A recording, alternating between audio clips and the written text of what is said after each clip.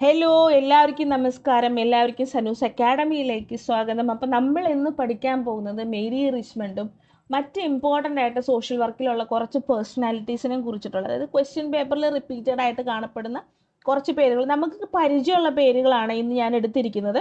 അതല്ലാണ്ട് നമ്മൾക്ക് ഇത്തിരി കൂടെ നമ്മൾ പ്രതീക്ഷിക്കാത്ത പേരുകൾ വരും. അത് നമുക്ക് വേറൊരു ദിവസം ചെയ്യാം. ഇന്ന് നമ്മൾ ചെയ്യാൻ പോകുന്നത് നമ്മൾക്ക് പരിചയമുള്ള, നമ്മൾക്ക് വളരെയധികം എന്താ പറയുക, നമ്മളുടെ സോഷ്യൽ വർക്കിൽ സ്ഥിരം കേൾക്കുന്ന കുറച്ച് പേരുകളാണ് ഇന്ന് ഞാൻ കൊണ്ടുവന്നിരിക്കുന്നത് കേട്ടോ. അപ്പോൾ we will start with Mary Richmond അല്ലേ. മേരി റിച്ച്മണ്ട് ഉണ്ടെങ്കിലാണ് നമ്മൾ സോഷ്യൽ വർക്കിൽ നമ്മൾ ഏറ്റവും കൂടുതൽ പഠിച്ചിട്ടുള്ള പേരാണ് മേരി റിച്ച്മണ്ടിൻ്റെ. അപ്പോൾ അവിടെ നിന്ന് നമ്മൾക്ക് തുടങ്ങാം. അപ്പോൾ മേരി റിച്ച്മണ്ടിൻ്റെ ബുക്കുകളിൽ നിന്നാണ് ഞാൻ സ്റ്റാർട്ട് ചെയ്യുന്നത്. എന്തിൽ നിന്നാണ് സ്റ്റാർട്ട് ചെയ്യുന്നത്? ബുക്കിൽ നിന്നാണ് സ്റ്റാർട്ട് ചെയ്യുന്നത്. ഓക്കെ, അപ്പോൾ ഏതൊക്കെയാണ് മേരി റിച്ച്മണ്ട് എഴുതിയിട്ടുള്ള ബുക്കുകൾ എന്നുള്ളത് നമുക്ക് ആദ്യം ഒന്ന് നോക്കാം. ഏതൊക്കെയാണ്? ആദ്യത്തെ ബുക്ക് 1899. ഇയർ നോക്കണം, കാരണം ഇയർ പലപ്പോഴും ക്വസ്റ്റ്യൻ ആയിട്ട് ചോദിക്കാറുണ്ട്. അപ്പോൾ ഇയർ ഏതാ പറയുന്നത്? Friendly visiting among the poor, a handbook for charity workers. ഏത് വർഷമാണ്? 1899. Friendly visiting among the poor എന്ന് പറയുന്ന ബുക്ക് 1899 സ്റ്റാർട്ട് ചെയ്തതാണ്. മറന്നു പോകരുത്. Friendly visiting among poor 1899. Good neighbour, the good neighbour in the modern city ആരെഴുതിയതാണ്? Mary Richmond എഴുതിയതാണ്. 1908 എഴുതിയതാണ്. 1908 എഴുതിയ ബുക്കാണ് good neighbour in the modern city എന്ന് പറയുന്നത്. 1908 ഉള്ളത്. A study of 985 widows known to certain charity organization societies in 1910. 1910 ഉണ്ടായിട്ടുള്ള charity ഓർഗനൈസേഷനിൽ ഉണ്ടായിട്ടുള്ള 985 195 വിഡോസിനെ കുറിച്ച്, വിധവകളെ കുറിച്ചിട്ടുള്ള ഒരു പഠനം. ആ പഠനം എഴുതിയിരിക്കുന്നത് 1913. 1910 ചാരിറ്റി ഓർഗനൈസേഷനിലുള്ള വിധവകളെ കുറിച്ചുള്ള പഠനമാണ്. പക്ഷെ ബുക്ക് എഴുതിയിരിക്കുന്നത്, പബ്ലിഷ് ചെയ്തിരിക്കുന്നത് 1913. A study of 985 widows known to certain charity organisation societies in 1910. പക്ഷേ ബുക്ക് വന്നിരിക്കുന്നത് 1913. 1913 പബ്ലിഷ് ചെയ്തിരിക്കുന്നത്. Friendly visiting among the poor ഏത് വർഷമാണ്? 1899. Good neighbour in the modern city എന്ന് പറയുന്നത് 1908. Study of 985 widows in known to certain charity organizations societies in 1910 എന്ന് പറയുന്ന book എഴുതിയിരിക്കുന്നത് 1913. സോഷ്യൽ ഡയഗ്നോസിസ് എഴുതിയിരിക്കുന്നത് ഏത് വർഷമാണ്? 1917. Social diagnosis 1917. Social diagnosis 1917. മനസ്സിൽ പതിഞ്ഞിരിക്കണം, റിഹേഴ്സ് ചെയ്യണം. ഞാൻ കഴിഞ്ഞ ദിവസം എൻ്റെ ക്ലാസ്സിൽ കുട്ടികളോട് പറഞ്ഞൊരു കാര്യമാണ്, നമ്മൾ എന്തെങ്കിലും നമ്മളുടെ ലോങ് ടേം മെമ്മറിയിലേക്ക് നമ്മൾക്ക് എന്തെങ്കിലും സേവ് ചെയ്ത് വെക്കണം എന്നുണ്ടെങ്കിൽ നമ്മൾ എന്ത് ചെയ്യണം എന്നാണ് പറയുന്നത്? നമ്മൾ ഇത് റിഹേഴ്സ് ചെയ്യണം. റിഹേഴ്സ് ചെയ്യുമ്പോഴാണ് നമ്മളുടെ ലോങ് ടൈം മെമ്മറിയിലോട്ട് ഈ പറയുന്ന ഫാക്ട്സ് കയറി പോവുകയുള്ളൂ. അപ്പോൾ എന്നാലാണ് നമ്മൾ പരീക്ഷയ്ക്ക് ഇരുന്ന് ആൻസർ എഴുതുമ്പോൾ അത് വരുള്ളൂ. അപ്പോൾ നമ്മൾ ഏതൊക്കെ രീതിയിൽ നമുക്ക് റിഹേഴ്സ് ചെയ്യാൻ പറ്റുമോ ആ രീതിയിലൊക്കെ നമ്മൾ റിഹേഴ്സ് ചെയ്യാം. ചിലർക്ക് ഇങ്ങനെ വരച്ച് പഠിച്ചു കഴിഞ്ഞിട്ടുണ്ടെങ്കിൽ എളുപ്പത്തിൽ പഠിക്കാൻ പറ്റും. അങ്ങനെയാണെങ്കിൽ നിങ്ങൾ നോട്ട്സിൽ എഴുതുക. നോട്ട്സിൽ എഴുതിയിട്ട് റെഡ് ഇങ്ക് കൊണ്ട് മാർക്ക് ചെയ്ത് അങ്ങനെ പഠിക്കുക. ചില ആളുകൾക്ക് എഴുതി പഠിച്ചാൽ ചിലപ്പോൾ അവർക്ക് ഓർമ്മയിൽ നിൽക്കും. അങ്ങനെയുള്ളവർ എഴുതി പഠിക്കുക. ചില ആളുകൾക്ക് ചിലപ്പോൾ ഇതൊന്നും ആയിരിക്കത്തില്ല. ചില ആളുകൾക്ക് ചെയ്യാൻ പറ്റുന്നത് ചിലപ്പോൾ ഉറക്കെ വായിക്കുന്ന ആളുകൾ, ഇപ്പം ഞാൻ ചില സമയത്ത് ചെയ്യാറുണ്ട്, ഉറക്കെ വായിച്ച് പഠിക്കുക.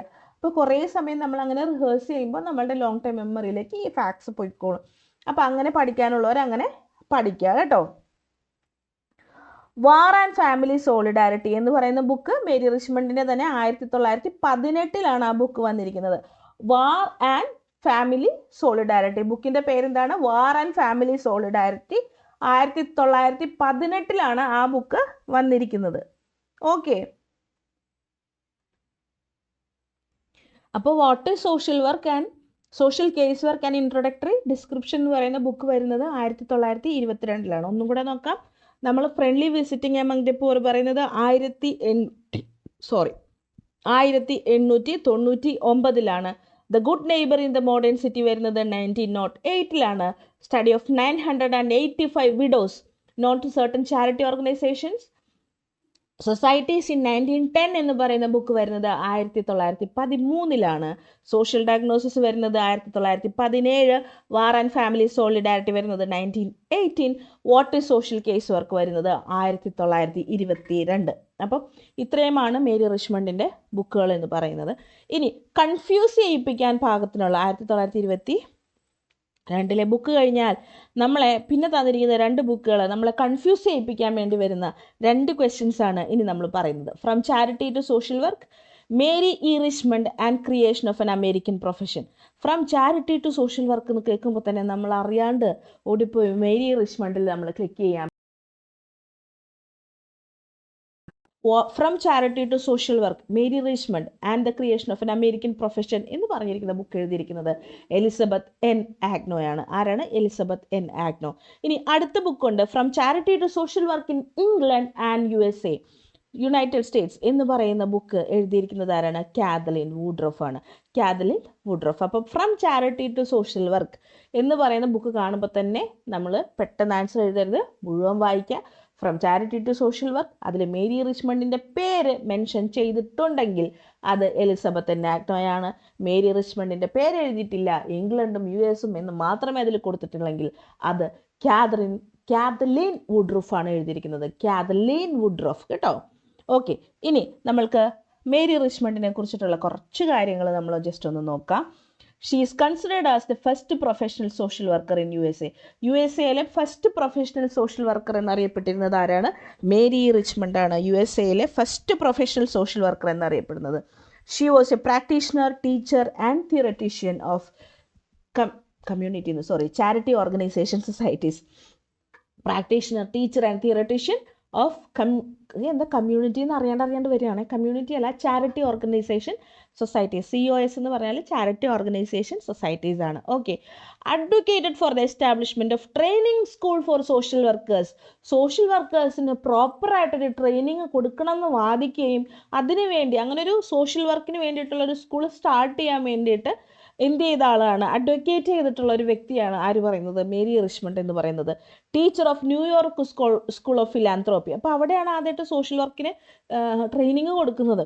അവിടുത്തെ ടീച്ചറായിരുന്നു. അപ്പോൾ സോഷ്യൽ വർക്കേഴ്സിന് ആദ്യമായിട്ട് ട്രെയിനിങ് കൊടുക്കുന്ന സ്കൂളാണ്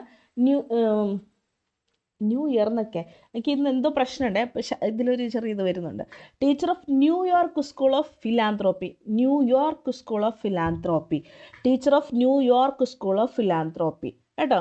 അപ്പോൾ അവിടെയാണ് എന്ത് പറയുന്നത്? സോഷ്യൽ വർക്കേഴ്സിന് ആദ്യമായിട്ട് ട്രെയിനിങ് കൊടുക്കുന്നത് കേട്ടോ. Define social case work scientifically. Social case വർക്കിനെ സയൻറ്റിഫിക്കലി ഡിഫൈൻ ചെയ്തത് ആദ്യമായിട്ട് ആരാണെന്ന് ചോദിച്ചു കഴിഞ്ഞാൽ അത് മേരി റിച്ച്മണ്ട് ആണ് കേട്ടോ. സയൻറ്റിഫിക്കലി ഡിഫൈൻ ചെയ്തത് ആരാണെന്ന് ചോദിച്ചു കഴിഞ്ഞാൽ അത് മേരി റിച്ച്മണ്ട് ആണ്. Coin the term social investigation. Social investigation എന്ന് പറയുന്ന ടേം കോയിൻ ചെയ്തിരിക്കുന്നത് ആരാണ്? മേരി ഇ റിച്ച്മണ്ട് ആണ്. Mary Richmond was the first social worker and writer who use the term social action. നമ്മൾ ഏറ്റവും കൂടുതൽ മേരി റിച്ച്മണ്ടിൻ്റെ പേര് കേട്ടിരിക്കുന്നത് കേസ് വർക്കുമായിട്ട് ബന്ധപ്പെട്ടാണ്. പെട്ടെന്ന് സോഷ്യൽ ആക്ഷനിൽ ഈ ചോദ്യം എവിടെ വന്നിട്ടുണ്ടെന്ന് അറിയാമോ? ICDSന്റെ ക്വസ്റ്റ്യൻ പേപ്പർ വന്നിട്ടുണ്ട്. ഇതുപോലെയല്ല ചോദിച്ചിരിക്കുന്നത്.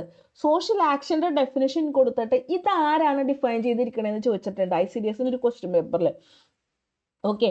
അപ്പോൾ മേരി റിച്ച്മണ്ട് നമ്മുടെ തലയിൽ ഒരിക്കലും പോയില്ല. ഇപ്പം നമ്മൾ വിചാരിക്കുകയാണ് കേസ് വർക്കുമായിട്ട് ബന്ധപ്പെട്ട വ്യക്തിയാണ് റിച്ച്മണ്ട് ആകാൻ ഒരു വഴിയില്ല. നമ്മൾ പലപ്പോഴും ക്വസ്റ്റ്യനിൽ നിന്ന് ഒരാൾ ഒഴിവാക്കാനായിട്ട് നമ്മൾ ചിന്തിക്കുമ്പോൾ നമ്മൾ അറിയാണ്ട് മേരി റിച്ച്മണ്ടിനെ എന്ത് ചെയ്ത് കളയും? നമ്മൾ മാറ്റി നിർത്തി കളയും. പക്ഷെ അവരെ അങ്ങനെ മാറ്റി നിർത്തേണ്ട ആളല്ല. സോഷ്യൽ ആക്ഷനുമായി ബന്ധപ്പെട്ട് സോഷ്യൽ ആക്ഷൻ എന്ന് പറയുന്ന വാക്ക് കോയിൻ ചെയ്തതേ ആരാണ്? അത് കൊണ്ടുവന്നതേ മേരി റിച്ച്മണ്ട് ആണ്. 1922 ആദ്യമായിട്ട് സോഷ്യൽ ആക്ഷൻ എന്ന് പറയുന്ന വാക്ക് യൂസ് ചെയ്തത് ആരാണ്? മേരി റിച്ച്മണ്ട് ആണ്. മറന്നു പോകരുത്. അപ്പോൾ മേരി റിച്ച്മണ്ടിൻ്റെ ബുക്കുകളെ കുറിച്ച് പറഞ്ഞു. അവരാണ് first professional social worker in USA എന്ന് പറഞ്ഞു. അവർ ചാരിറ്റി ഓർഗനൈസേഷൻ സൊസൈറ്റിയിലെ പ്രാക്ടീഷണറും ടീച്ചറും ഒക്കെ ആയിരുന്നു എന്ന് പറയുന്നു. Advocated for the establishment of training school for social workers.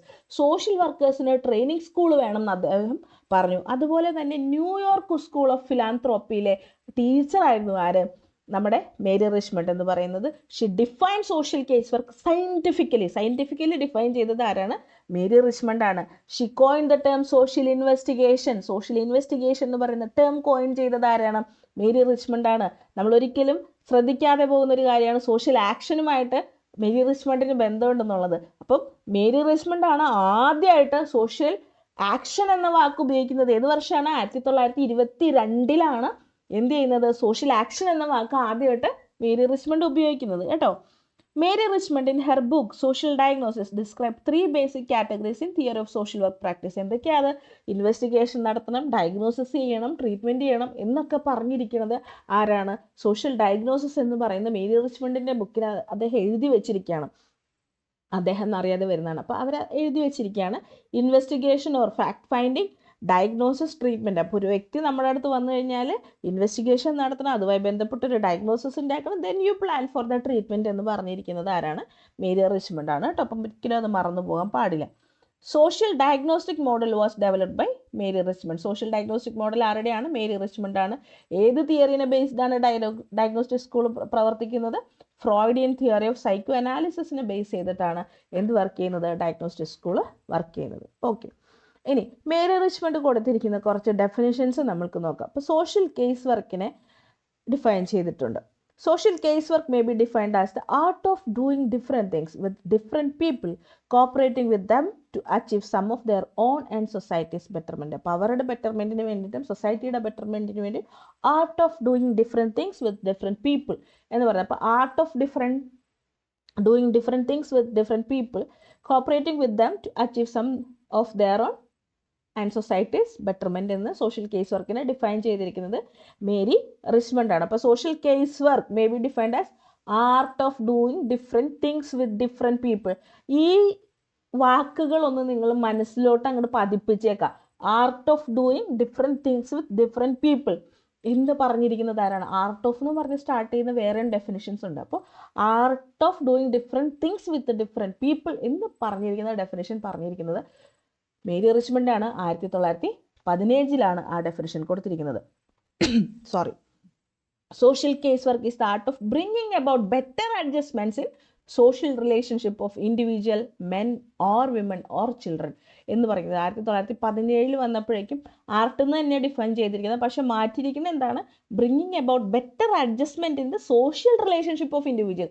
ഇപ്പോൾ ഒരു മനുഷ്യൻ്റെ സോഷ്യൽ റിലേഷൻഷിപ്പിൽ നല്ലൊരു അഡ്ജസ്റ്റ്മെൻറ്റ് കൊണ്ടുവരുന്ന ഒരു ആർട്ടിനെയാണ് നമ്മൾ എന്താ പറയുക? സോഷ്യൽ കേസ് വർക്ക് എന്ന് പറയുക. അത് സ്ത്രീയുടെ ആയിരിക്കാം, പുരുഷൻ്റെ ആയിരിക്കാം, കുട്ടിയുടെ ആയിരിക്കാം, അതൊന്നും ഒരു പ്രശ്നമല്ല. ബെറ്റർ അഡ്ജസ്റ്റ്മെൻറ്റ് ഇൻ സോഷ്യൽ റിലേഷൻഷിപ്പിൽ ബെറ്റർ അഡ്ജസ്റ്റ്മെൻറ്റ് കൊണ്ടുവരിക എന്ന് പറഞ്ഞിരിക്കുന്നതും മേരി റിച്ച്മണ്ട് ആണ്. അപ്പോൾ ആർട്ട് ഓഫ് 2 കാര്യങ്ങളാണ് പറഞ്ഞിരിക്കുന്നത്. Art of doing different things with different people. രണ്ടാമത് പറഞ്ഞിരിക്കുന്നു art of bringing about better adjustments in the social relationship of an individual. മനസ്സിലായില്ലേ? അപ്പോൾ 2 മാർട്ടായിട്ട് തന്നെയാണ് അവർ പറയുന്നത്. 2 തവണയും മാർട്ട് എന്നാണ് പറയുന്നത്. ഒന്ന് 1915, രണ്ടാമത് 1917. Okay, art of doing different things with different people എന്ന് പറഞ്ഞാൽ അപ്പം തന്നെ മേരി റിച്ച്മണ്ട് കേട്ടോ. Art of bringing about better adjustment in the social relationship of an individual എന്ന് പറഞ്ഞു കഴിഞ്ഞാൽ അതും മേരി റിച്ച്മണ്ട് ആണ്. 1917 അദ്ദേഹം അത് ഡിഫൈൻ ചെയ്യുന്നത്.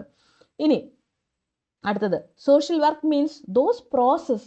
ഇവിടെ ആർട്ട് എന്ന് പറഞ്ഞാൽ ഇവിടെ എത്തിയപ്പോൾ പറഞ്ഞു പ്രോസസ്സ് പറയാണ്. Which develop personality through adjustment consciously affected individual by individual between men and their social environment. ഇപ്പോൾ സോഷ്യൽ വർക്ക് എന്ന് പറയുന്നത് ഒരു പ്രോസസ്സാണ്. എങ്ങനെയാണ്? പേഴ്സണാലിറ്റി ഡെവലപ്മെൻ്റ് ആണ്. എങ്ങനെയാണ് നമ്മൾ ചെയ്യുക? നമ്മൾ ഈ പറയുന്ന പോലെ അഡ്ജസ്റ്റ്മെൻറ്റ്, കോൺഷ്യസ്ലി അഫക്റ്റഡ് ആയിട്ടുള്ള അഡ്ജസ്റ്റ്മെൻറ്റിലൂടെ നമ്മൾ എന്ത് ചെയ്യാണ്? നമ്മൾ പേഴ്സണാലിറ്റി ഡെവലപ്മെൻറ്റ് കൊണ്ടുവരുന്നതിനെയാണ് സോഷ്യൽ വർക്ക് എന്ന് പറയുന്നത്. ഇൻഡിവിജ്വൽ ബൈ ഇൻഡിവിജ്വൽ ആയിരിക്കാം, between men and their social environment ആയിരിക്കാം. എന്ത് ഈ അഡ്ജസ്റ്റ്മെൻറ്റ് എന്ന് പറയുന്നത് കേട്ടോ. അപ്പോൾ അഡ്ജസ്റ്റ്മെൻറ്റ് എന്ന് പറയുന്നത് between men and their social environment ആയിരിക്കും, ഇൻഡിവിജ്വൽ ബൈ ഇൻഡിവിജ്വൽ ആയിരിക്കും. അങ്ങനെ ചെയ്യുമ്പോഴാണ് അതിനെ നമ്മൾ സോഷ്യൽ കേസ് വർക്ക് എന്ന് പറയുന്നത്. Process which develop personality through adjustment. അവിടെയും അഡ്ജസ്റ്റ്മെൻറ്റ് എന്നുള്ള വാക്ക് ഉപയോഗിച്ചിട്ടുണ്ട്. ത്രൂ അഡ്ജസ്റ്റ്മെൻറ്റ് കോൺഷ്യസ്ലി അഫക്റ്റഡ് കേട്ടോ. അത് 1922, അതായത് വാട്ട് സോഷ്യൽ വർക്കൊക്കെ എഴുതുന്ന സമയത്ത് കൊടുത്തിരിക്കുന്ന ഡെഫിനേഷനാണ്. അടുത്തത് സോഷ്യൽ ആക്ഷൻ എന്താണെന്ന് പറഞ്ഞിട്ടുണ്ട്. Social action is mass betterment. Betterment എന്നൊക്കെ ഉള്ള വാക്ക് പുള്ളിക്കാർക്ക് ഭയങ്കര ഇഷ്ടമുള്ളതാണെന്ന് തോന്നുന്നു അല്ലേ. Mass betterment through propaganda and social legislation എന്ന് സോഷ്യൽ ആക്ഷനെ ഡിഫൈൻ ചെയ്തിരിക്കുന്നത്. എന്താണ്? Mass betterment through propaganda and social legislation എന്ന് ഡിഫൈൻ ചെയ്തിരിക്കുന്നത് ആരാണ്? മേരി റിച്ച്മണ്ട് ആണ് കേട്ടോ. അപ്പോൾ ഇതും മറന്നു പോകരുത്. ഇനി മേരി റിച്ച്മണ്ടിനെ പഠിച്ച സ്ഥിതിക്ക് നമുക്ക് കുറച്ച് പേരെയും കൂടെ കേസ് വർക്കുമായിട്ടൊക്കെ ബന്ധപ്പെട്ട് കുറച്ച് പേരെയും കൂടെ നമുക്ക് പഠിച്ചു വെക്കാം. പേൾമാൻ്റെ ചോദ്യം എപ്പോഴാണ് വരിക? കോമ്പണൻസ് ചോദിക്കാറുണ്ട്, ഡയഗ്നോസിസ് ചോദിക്കാറുണ്ട്, പ്രോബ്ലം സോൾവിങ് അപ്രോച്ച്, ഇതെല്ലാം ചോദിക്കാറുള്ളതാണ്. അപ്പോൾ കേസ് വർക്കിൽ പ്രോബ്ലം സോൾവിങ് അപ്രോച്ച് കൊണ്ടുവന്നത് ആരാണ്? പേൾമാൻ ആണ്. അദ്ദേഹമാണ് സോഷ്യൽ കേസ് വർക്കിലെ കോമ്പണൻസ് പറയുന്നത്. സോഷ്യൽ കേസ് വർക്കിലെ കോമ്പണൻസ് എന്ന് പറയുന്ന 4 P's പഠിപ്പിച്ചിരിക്കുന്നത് ആരാണ്? പേൾമാൻ ആണ്. 4 P's ആണെങ്കിൽ അത് പേൾമാൻ ആണ്. Person, problem, place, process. Person come with a problem to a place, അത് കഴിഞ്ഞിട്ടൊരു പ്രോസസ്സ് വെച്ചിട്ട് നമ്മൾ എന്ത് ചെയ്യുകയാണ്? ആ പ്രോബ്ലത്തിൻ്റെ സോൾവ് ചെയ്യുന്നു എന്ന് പറയുന്നത്. അപ്പോൾ components, 4 components of social case work, 4 P's ആരാണ്? പേൾമാൻ. പി ഫുള്ള് പി ഉള്ള കളിയാണ്. പേൾമാൻ എന്ത് കൊണ്ടുവന്ന്? കോമ്പണൻസ് കൊണ്ടുവന്ന്, അത് 4 P കേട്ടോ. ഇനി 3 types ഓഫ് ഡയഗ്നോസിസ് അദ്ദേഹം പറഞ്ഞിട്ടുണ്ട്. ഡയഗ്നോസിസിനെ 3ആയിട്ട് ഡിവൈഡ് ചെയ്തിരിക്കുന്നത് പേൾമാൻ ആണ്. അപ്പോൾ പേൾമാൻ പ്രോബ്ലം സോൾവിങ്, അപ്പോൾ പി അവിടെയും കണക്റ്റഡ് ആണ്. പി പ്രോബ്ലം, അത് കഴിഞ്ഞാൽ പിന്നെ 4 components, person, problem, place, process, അതും പീസ് ആണ് കിടക്കുന്നത്. അടുത്തത് പി ആയിട്ടൊരു കണക്ഷൻ ഇല്ല കേട്ടോ. അടുത്തത് 3 type ഓഫ് ഡയഗ്നോസിസ് അദ്ദേഹം പറയുന്നുണ്ട്. ഒന്ന് എറ്റിയോളജിക്കൽ, ഡൈനാമിക്, ക്ലിനിക്കൽ. ഏതൊക്കെയാണ്? എറ്റിയോളജിക്കൽ, ഡൈനാമിക്, ക്ലിനിക്കൽ എന്ന് 3 തരത്തിൽ ഡിഫൈൻ ചെയ്തിരിക്കുകയാണ് ഡയഗ്നോസിസിന്. എറ്റിയോളജിക്കൽ എന്ന് പറയുമ്പോൾ ഹിസ്റ്റോറിക്കൽ, അതിൻ്റെ കോസസ് എല്ലാം അന്വേഷിച്ച്, സ്റ്റഡി ഓഫ് കോസസ് എന്ന് എറ്റിയോളജി പറയാം. അപ്പോൾ അതിൻ്റെ കാര്യകാരണങ്ങളൊക്കെ പഴയത് തുടങ്ങിയിട്ട് അന്വേഷിച്ച് കണ്ടുപിടിക്കുന്നതിനാണ് എറ്റിയോളജിക്കൽ എന്ന് പറയാം. ഡൈനാമിക് എന്ന് പറയുമ്പോൾ കറൻറ്റ് സിറ്റുവേഷൻ, എന്താണ് ഇപ്പോഴത്തെ പ്രശ്നം, അതിന് കാരണമായിട്ടുള്ള കാര്യങ്ങൾ ഇപ്പോൾ ചുറ്റുമുള്ളത് ഏതാണ്, ഹിസ്റ്റോറിക്കലായിട്ട് അന്വേഷിക്കാനൊന്നും പോകുന്നില്ല. That is dynamic diagnosis. Clinical diagnosis നമ്മൾക്കറിയാം, ക്ലിനിക്കലായിട്ടൊരു അസുഖത്തിന് നമ്മൾ കൊടുക്കുന്നൊരു പേര്, അതിനെയാണ് ക്ലിനിക്കൽ ഡയഗ്നോസിസ് എന്ന് പറയുക കേട്ടോ. അപ്പോൾ 3 types ഓഫ് ഡയഗ്നോസിസ്. അടുത്തത് മിസ് റോബിൻസൺ. ഇവർ ഭയങ്കര ഇമ്പോർട്ടൻ്റ് ആണ്. എത്രയോ ക്വസ്റ്റ്യൻ പേപ്പറിൽ വന്നിട്ടുണ്ടെന്ന് അറിയാം മിസ് റോബിൻസൺ ആയിട്ടുള്ള ക്വസ്റ്റ്യൻ. അപ്പോൾ ഈ അടുത്ത ദിവസം ഞാനൊരു ക്വസ്റ്റ്യൻ പേപ്പർ, ഇപ്പോൾ ബുക്ക് എഴുതുമ്പോൾ ഞാൻ ക്വസ്റ്റ്യൻ പേപ്പറൊക്കെ ഞാൻ ചെയ്യുന്നുണ്ട്, അപ്പോൾ CDPOക്ക് വേണ്ടിയിട്ട്. അപ്പോൾ അതിൽ ഞാൻ കണ്ടൊരു ക്വസ്റ്റ്യനാണിത്. അതുപോലെ തന്നെ മെഡിക്കൽ സോഷ്യൽ വർക്കറുടെ ക്വസ്റ്റ്യനിൽ നമ്മൾ കണ്ടിട്ടുണ്ട്. അങ്ങനെ 2-3 തവണ PSCയിൽ വന്നിട്ടുള്ളൊരു ക്വസ്റ്റ്യനാണ്. ചിലപ്പോൾ ഇനി അവർ ചോദിക്കില്ലായിരിക്കും, പക്ഷേ ഈ ചോദ്യം വന്നിട്ടുണ്ട്. എന്താണ്? The term relationship. Social case വർക്കിൽ റിലേഷൻഷിപ്പ് എന്ന് പറയുന്ന ടേം എവിടെയാണ് വന്നത്? ഫസ്റ്റ് ടൈം യൂസ് ചെയ്തത് ആരാണ്? മിസ് റോബിൻസൺ ആണ്. ബുക്കിൻ്റെ പേരെന്താണെന്ന് അറിയാമോ? A changing psychology in social case work. A changing psychology in social case work, published in 1939, 1939 publish ചെയ്ത ബുക്കാണ്. ആരാണ്? Miss Robinson. അവരെന്തെഴുതിയത്? റിലേഷൻഷിപ്പ് എന്ന് പറയുന്ന വാക്ക് ഏറ്റവും ആദ്യമായിട്ട് ഉപയോഗിക്കുകയാണ് സോഷ്യൽ കേസ് വർക്കിൽ. ബുക്കിൻ്റെ പേര് A change in psychology in social case work എന്ന് പറയുന്ന ബുക്ക് 1939 പബ്ലിഷ് ചെയ്തിരിക്കുന്നു. മിസ് റോബിൻസൺ, മറന്നു പോരുത്. അടുത്തത് ജെസ്സി ടാഫ്റ്റ്. നമുക്ക് വളരെ പരിചയമുള്ള ഒരാളാണ് അല്ലേ. അപ്പോൾ ഈ ജെസ്സി ടാഫ്റ്റ് എന്ന് പറയുന്നത് ഫങ്ഷണൽ സ്കൂളുമായിട്ട് ബന്ധപ്പെട്ടൊരു വ്യക്തിയാണ് ജെസ്സി ടാഫ്റ്റ് എന്ന് പറയുന്നത്. അപ്പോൾ ജെസ്സി ടാഫ്റ്റ് എന്ത് ചെയ്യാണ്? ആദ്യം ട്രാൻസ്ഫറൻസ് എന്ന് പറയുന്ന വാക്ക് ആദ്യമായിട്ട്, ട്രാൻസ്ഫറൻസ് എന്ന് പറയുന്ന വാക്ക് കോയിൻ ചെയ്തത് ആരാ? കോയിൻ ചെയ്തത് നമ്മളുടെ സിഗ്മണ്ട് ഫ്രോയിഡാണ്. ആ വാക്ക് നമ്മൾ എന്തിലോട്ട് കടമെടുത്തു? സോഷ്യൽ കേസ് വർക്കിലോട്ട്, അല്ലെങ്കിൽ സോഷ്യൽ വർക്ക് ലിറ്ററേച്ചറിലോട്ട് ആദ്യമായിട്ട് എടുക്കുന്നത് ജെസ്സി ടാഫ്റ്റ് ആണ് കേട്ടോ. അപ്പോൾ ജെസ്സി ടാഫ്റ്റ് ആണ് ട്രാൻസ്ഫറൻസ് എന്ന് പറയുന്ന വാക്ക് സോഷ്യൽ വർക്കിലോട്ട് കൊണ്ടുവന്ന വ്യക്തി ആരാണെന്ന് ചോദിച്ചാൽ ജെസ്സി ടാഫ്റ്റ് ആണ് 1924. അതുപോലെ തന്നെ functional school in social case work. Functional school എന്ന് പറയുമ്പോൾ നമുക്ക് എപ്പോഴും കൺഫ്യൂസ്ഡ് ആയിട്ട് വരുന്നതാണ്. ഓക്കെ, ആ പെർട്ടിക്കുലർ സ്കൂൾ ഫൗണ്ട് ചെയ്തത് ആരാണ്? ജെസ്സി ടാഫ്റ്റും അതുപോലെ തന്നെ മിസ് റോബിൻസണും ഒക്കെയാണ്. Based on the personality theory of auto rank. ആരുടെ തിയറി ആയിട്ട്? ഓട്ടോ റാങ്കിൻ്റെ തിയറീനെ ബേസ് ചെയ്തിട്ട് ഫങ്ഷണൽ സ്കൂൾ സ്റ്റാർട്ട് ചെയ്തത് ആരാ? ജെസ്സി ടാഫ്റ്റും അതുപോലെ തന്നെ മിസ് റോബിൻസണൊക്കെ അതിൻ്റെ ആൾക്കാരാണ്. അപ്പോൾ ഇവരൊക്കെ കൂട്ടുകാരായിരുന്നു. ഒരു എന്താ പറയുക, കണ്ടില്ലേ, faculty members of school of social work of the university of peninsula. അവിടുത്തെ ഫാക്കൽറ്റീസ് ആയിരുന്നു. അപ്പോൾ അവർ കൂട്ടുകാരൊക്കെ ആയിരിക്കുമല്ലോ. അപ്പോൾ അങ്ങനെ റോബിൻസണും ജെസ്സി ടാഫ്റ്റൊക്കെ കൂടിയിട്ടാണ് ഫങ്ഷണൽ സ്കൂൾ സ്റ്റാർട്ട് ചെയ്യുന്നത് കേട്ടോ. അവർ ഏത് യൂണിവേഴ്സിറ്റിയിലുള്ളതാ? പെനിൻസുലാവിയ യൂണിവേഴ്സിറ്റിയിലുള്ള ആളുകളായിരുന്നു. ഇനി അടുത്ത 2 പേരും കൂടെ പഠിക്കുകയാണ്. Bertha Reynolds. ബെർത്ത റെയ്നോൾഡ്സിൻ്റെ പ്രത്യേകത എന്ന് വെച്ചാൽ കൗൺസിലിംഗ് എന്ന വാക്ക് 1932 കൗൺസിലിംഗ് എന്നുള്ള വാക്ക് സോഷ്യൽ കേസ് വർക്കിൽ ഉപയോഗിച്ച ആളാരാണ്? ബെർത്ത റെയ്നോൾഡ്സ് ആണ്. ഇത് PSCയിൽ കണ്ടിട്ടുണ്ടോയെന്ന് എനിക്ക് അങ്ങനെ ഓർമ്മ വരണില്ല, പക്ഷേ ഇത് നമ്മുടെ ഹൈക്കോർട്ട് പ്രിൻസിപ്പൽ കൗൺസിലറിൻ്റെ എക്സാമിൽ അതിലൊരിക്കലും ചോദിച്ചിട്ടുണ്ടായി, ആരാണ് കൗൺസിലിംഗ് എന്ന് പറയുന്ന വാക്ക് സോഷ്യൽ കേസ് വർക്കിൽ ആദ്യമായിട്ട് ഉപയോഗിച്ചതെന്നുള്ളത്. ബെർത്ത റെയ്നോൾഡ്സ് ആണ് കേട്ടോ. ബെർത്ത റെയ്നോൾഡ്സ് ആണ് കൗൺസിലിംഗ് എന്ന് പറയുന്ന വാക്ക് ആദ്യമായിട്ട് എന്തിൽ ഉപയോഗിക്കുന്നത്? സോഷ്യൽ കേസ് വർക്കിൽ ഉപയോഗിക്കുന്നത് 1932. വർഷങ്ങൾ പഠിക്കാൻ ഭയങ്കര പാടാണ്. അപ്പോൾ വർഷങ്ങൾ പഠിക്കാനായിട്ട് ബുദ്ധിമുട്ടുള്ള ആളുകൾ, എനിക്ക് ഭയങ്കര ബുദ്ധിമുട്ടാണ്, ഞാൻ എപ്പോഴും മറന്നു പോകും. അങ്ങനെയാണെന്നുണ്ടെങ്കിൽ ഞാൻ ആദ്യം പറഞ്ഞതുപോലെ ഒന്നില്ലെങ്കിൽ എഴുതി പഠിക്കുക കേട്ടോ, എഴുതി എഴുതി എഴുതി പഠിക്കുക. നമ്മൾ ഒരു മടിയും വിചാരിക്കരുത്. നമ്മളുടെ മക്കളിപ്പം എനിക്ക് തോന്നുന്നു ഈ പരീക്ഷ എഴുതാൻ പോകുന്ന ആളുകൾക്കൊക്കെ കുറേ പേർക്കൊക്കെ മക്കളൊക്കെ ഉണ്ടാവൂലേ, അപ്പോൾ അവരെഴുതി പഠിക്കില്ലേ, അപ്പോൾ അവരുടെ കയ്യിൽ നിന്ന് ഒരു ബുക്ക് അടിച്ചു മാറ്റിയേക്കുക, എന്നിട്ട് അതിൽ അവരെഴുതുന്ന പോലെ തന്നെ എഴുതി എഴുതി എഴുതി പഠിക്കുക കേട്ടോ. അങ്ങനെ പഠിച്ചു കഴിഞ്ഞാൽ നമുക്ക് സ്വന്തമായിട്ട് മേടിക്കണമെങ്കിൽ മേടിക്കാം. എന്നാലും ഞാൻ പറഞ്ഞതാണ്, മക്കളുടെ ബുക്കൊക്കെ വേണമെങ്കിൽ എടുത്ത് എഴുതി പഠിക്കാമല്ലോ കേട്ടോ. അപ്പോൾ അങ്ങനെ പഠിക്കുക. മക്കളില്ലാത്തവർ വിഷമിക്കേണ്ട, സ്വന്തമായിട്ട് ബുക്ക് മേടിക്കുക, എന്നിട്ട് എഴുതി പഠിക്കുക. എന്നാലും എഴുതി പഠിക്കാനായിട്ട് ശ്രമിക്കുക, നിങ്ങളുടെ മെമ്മറിയിൽ നിൽക്കാൻ വേണ്ടി കേട്ടോ. ഒരു നാണക്കേടും വിചാരിക്കരുത്. എഴുതി എഴുതി പഠിച്ച് നിങ്ങളുടെ മെമ്മറിയിൽ അത് ഉറപ്പിക്കണം കേട്ടോ. അപ്പോൾ ബെർത്ത റെയ്നോൾഡ്സ് ആണ് കൗൺസിലിംഗ് എന്ന് പറയുന്ന വാക്ക് സോഷ്യൽ കേസ് വർക്കിൽ ആദ്യമായിട്ട് കൊണ്ടുവരുന്നത്. അടുത്തതാര ഹാമിൽട്ടൺ ആണ്, psycho social approach in social work. Psycho social approach in social work എന്ന് പറയുന്നത്. അദ്ദേഹത്തിൻ്റെ ഒരു കാര്യം അദ്ദേഹം പറയുന്നത്, social investigation is A psycho social process എന്ന് പറയുന്ന ഒരു കമൻറ്റ് പറഞ്ഞിരിക്കുന്നത് ആരാണെന്ന് ചോദിച്ചു കഴിഞ്ഞാൽ, ഇപ്പോൾ സോഷ്യൽ ഇൻവെസ്റ്റിഗേഷനെ സൈക്കോ സോഷ്യൽ പ്രോസസ് എന്ന് പറയുന്നത് ആരാ എന്ന് ചോദിച്ചാൽ അത് ഹാമിൽട്ടൺ ആണ്. Social investigation is A psycho social process എന്ന് പറഞ്ഞിരിക്കുന്ന സ്റ്റേറ്റ്മെൻറ്റ് ആരാ തന്നിരിക്കുന്നത്? ഹാമിൽട്ടൺ ആണ് കേട്ടോ. ഹാമിൽട്ടൺ സോഷ്യൽ ഇൻവെസ്റ്റിഗേഷൻ എങ്ങനെയാണ് പറഞ്ഞിരിക്കുന്നത്? സൈക്കോ സോഷ്യൽ പ്രോസസ് എന്നാണ് പറഞ്ഞിരിക്കുന്നത്. ഇങ്ങനെ പല രീതിയിൽ നമ്മളോട് ചോദ്യങ്ങൾ ചോദിക്കാം. അതുപോലെ തന്നെ ഗ്രൂപ്പ് വർക്കിനെയും സൈക്കോ സോഷ്യൽ പ്രോസസ് എന്ന് ആര് പറഞ്ഞിട്ടുണ്ട്? ഹാമിൽട്ടൺ പറഞ്ഞിട്ടുണ്ട്. അപ്പോൾ ഹാമിൽട്ടനെ കുറിച്ച് പറയുമ്പോൾ psycho social approach, psycho social പ്രോസസ്സിന് സോഷ്യൽ ഇൻവെസ്റ്റിഗേഷനെ പറഞ്ഞിരിക്കുന്നു, ഗ്രൂപ്പ് വർക്കിനെ സൈക്കോ സോഷ്യൽ പ്രോസസ്സ് എന്ന് പറഞ്ഞിരിക്കുന്നു. ഇതൊക്കെ പറഞ്ഞിരിക്കുന്ന വ്യക്തിയാണ് ഹാമിൽട്ടൺ എന്ന് പറയുന്നത്. ഇത്രയും ആളുകളുടെ പേരുകൾ മറക്കാതിരിക്കുക, അവർ ആദ്യമായിട്ട് ഇൻട്രൊഡ്യൂസ് ചെയ്ത വേർഡ്സ് അവരെന്തുമായിട്ട് ബന്ധപ്പെട്ടിരിക്കുന്നതാണെന്നുള്ളതൊക്കെ ശരിക്ക് പഠിക്കുക. ഓർത്തിരിക്കാൻ പറ്റാത്തവർ എഴുതി എഴുതി പഠിക്കുക. ഒരിക്കലും അതിന് നാണക്കേട് വിചാരിക്കരുത്. നന്നായിട്ട് പഠിക്കണം, പഠിച്ച് പഠിച്ച് മെമ്മറിയിൽ വെച്ചേക്കണം.